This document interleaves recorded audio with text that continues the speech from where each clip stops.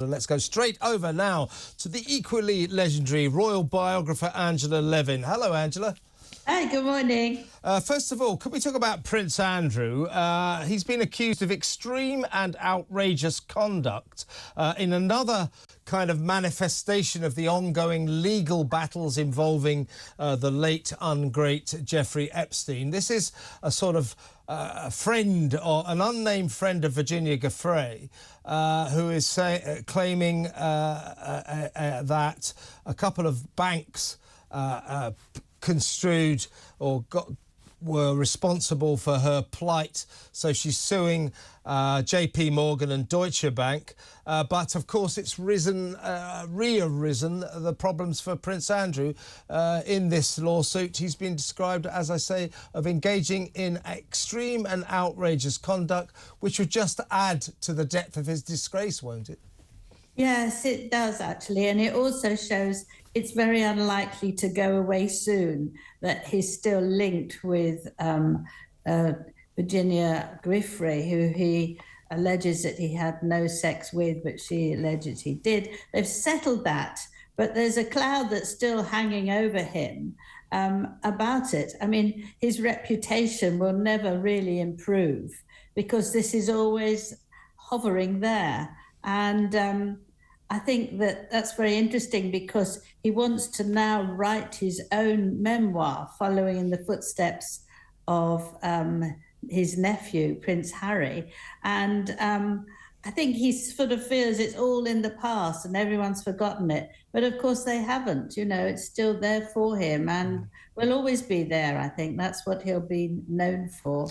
And because of this, because of his ongoing disgrace, his fall from grace, his removal from frontline royal duties, I'm assuming that at the coronation, King Charles's coronation, they'll put him behind a pillar somewhere, right next to the gents or something, you know, back beyond no one can see him.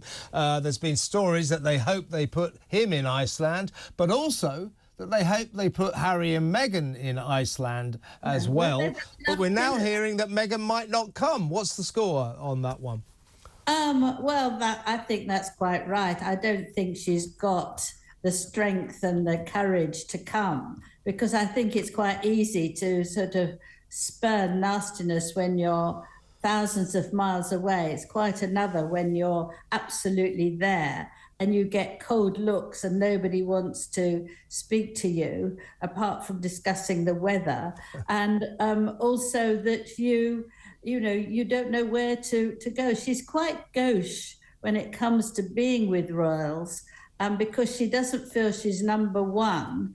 And so she's awkward about it. And of course, she hasn't had enough experience to feel at ease and confident because she zoomed off to Canada too soon. So I think that was a wonderful excuse if she says she's got to be there for Archie's birthday. Of course, a 4-year-old doesn't know when his birthday is and it wouldn't matter. But I think that's a perfectly good excuse for her not to come. I think she'll find it horrendously embarrassing and it won't help her in her build-up of her own morale, which she's going to launch her podcast, or I don't know what it's called, her TIG, she said. So the TIG, the website, yeah. Advises people on living and what to do and how to be. I think she's the last person that any of us should I was going to say, if you want to take advice on lifestyle tips, if you want to take them from Meghan, go right ahead, but I might not.